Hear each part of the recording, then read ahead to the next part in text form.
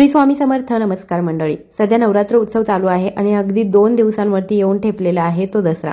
आपल्या सर्वांना माहित आहे दसरा हा 3.5 शुभ मुहूर्तांपैकी एक दिवस असतो आणि हा दिवस जो आहे या दिवशी तुम्ही कोणतंही काम करा त्याला खूप महत्त्व आहे. चांगलं काम केलं तर त्याचं चांगलं पुण्यफळ मिळणार आहे, वाईट काम केलं तर त्याच्या वाईट गोष्टी आपल्याला मिळणार आहे. दसरा म्हणजे काय तर दसरा म्हणजे वाईटावर चांगल्याच्या विजयाचा सण. तर नवरात्रीचे जे 9 दिवस संपतात त्याच्यानंतर 10व्या दिवशी येतो तो दसरा. दसऱ्याला आपण एकमेकांना सोनं देतो. सोनं म्हणून आपट्याची पानं दिली जातात. खरंच सोनं सुद्धा बरेचसे जण या दिवशी करतात. दसऱ्याला रावणाचं दहनही केलं जातं. दसऱ्याच्या दिवशी माता दुर्गा देवीने महिषासूर या राक्षसाचा वध केला होता आणि भगवान श्रीरामाने रावणाचा वध केला होता. म्हणून हा दसरा सण साजरा केला जातो. या दिवशी जर आपण भगवान श्रीरामांची आणि माता लक्ष्मीची पूजा जर विशिष्ट पद्धतीने केली तर त्याचा सुद्धा आपल्याला फायदा होतो. तर यावर्षी 12 ऑक्टोबर रोजी दसरा आहे.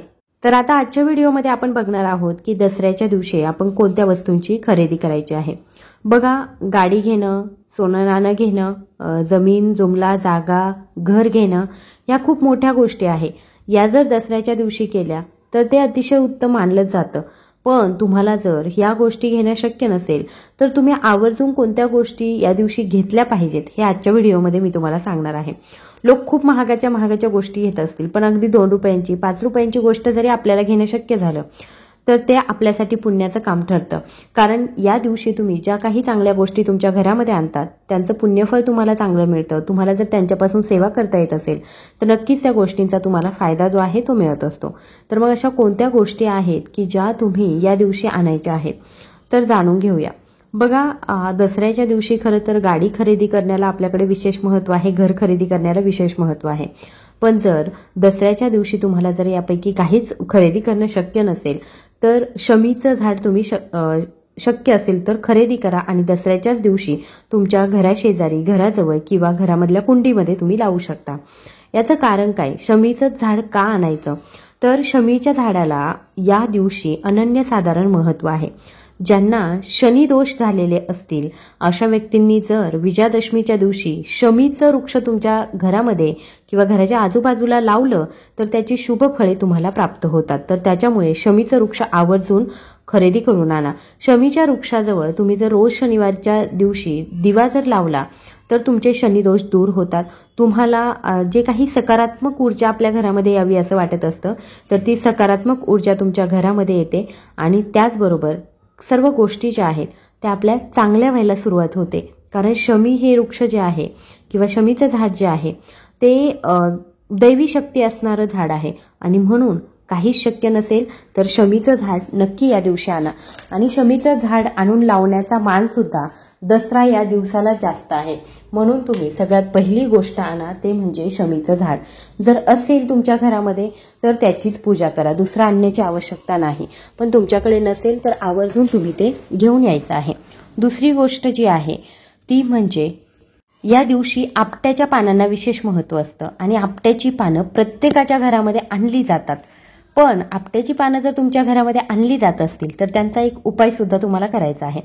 तुम्ही जी पानं आपट्याची जी पानं तुम्ही देवाला समर्पित करता तर त्यापैकी 2.5 पान आपल्याला काढून घ्यायचं आहे. 2.5 म्हणजे किती 2 आणि तिसरं पान जे आहे ते अर्ध काढून घ्यायचं आहे आणि असं पान आपण आपल्या पर्समध्ये ठेवायचं आहे किंवा तिजोरीमध्ये ठेवायचं आहे.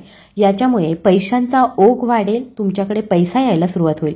विजयादशमीचा खूप प्रभावी असा उपाय म्हणजे 2.5 आपट्याची पानं आपल्या पर्समध्ये ठेवणं. पण आपले जे देवता आहेत त्यांना अर्पण केलेली पानं आपल्याला ठेवायची आहे. तर हे आपट्याचं पान सुद्धा आपल्याला या दिवशी घरी आणायचं आहे. त्याच्यानंतर पुढची गोष्ट जी आहे जी आपल्याला घरी घेऊन यायची आहे तर ती आहे चंदन. बघा, आपल्या घरामध्ये जे देवता असतात त्यांना जर तुम्ही ओरिजिनल चंदन जर उगळून लावलं तर त्याचा जो रिझल्ट आहे तो खूप चांगला मिळतो.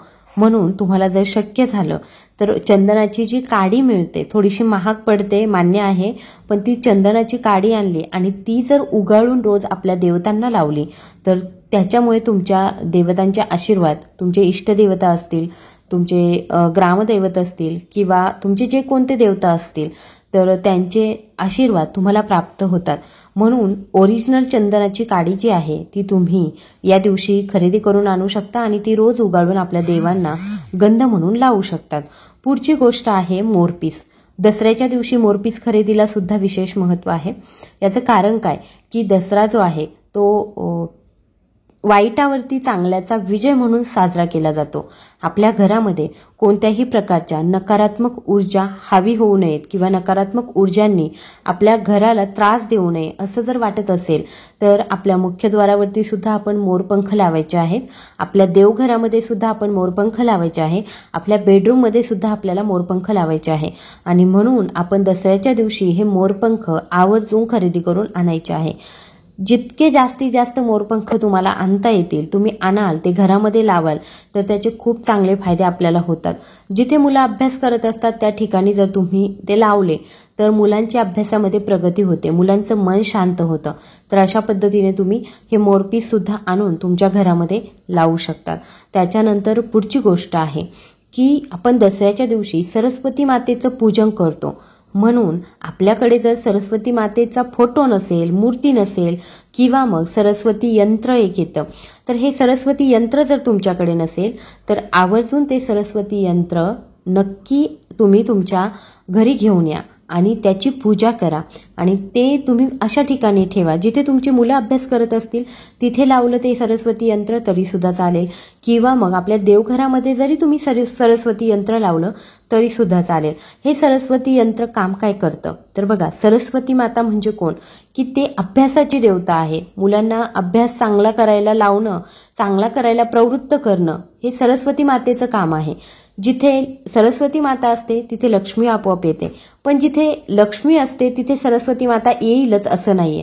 म्हणून आपण विचार करा आणि सरस्वती यंत्र जर तुम्हाला शक्य झालं आवर्जून तुमच्या देवघरामध्ये आणा, ते लावा आणि त्याची रोजच्या रोज पूजा सुद्धा तुम्ही करा. तुमच्या घरामध्ये जे कोणी मुलं आहेत त्यांचं नक्कीच या गोष्टींमुळे भलं होणार आहे. त्यांना नक्कीच या गोष्टी आणल्यामुळे त्यांचे चांगले दिवस येणार आहे. त्यांना यश, कीर्ती, नोकरी, करिअर सगळ्या गोष्टी ज्या आहेत त्या व्यवस्थितरित्या त्यांच्या होणार आहेत. आपण चिंता करायची गरज नाही. पण त्याच्यासाठी काय करावं लागेल, आपल्याला या गोष्टी घेऊन याव्या लागतील. सोन्याहूनही मौल्यवान अशा या गोष्टी आहेत. आवर्जून घरी आणा, आवर्जून सेवा करा, तुम्हाला नक्कीच याचं फळ चांगलं मिळणार आहे. आय होप ही माहिती तुम्हाला आवडली असेल तर जास्तीत जास्त महिलांपर्यंत नक्की शेअर करा आणि चॅनलवर नवीन असाल तर चॅनलला सबस्क्राईब करा. धन्यवाद.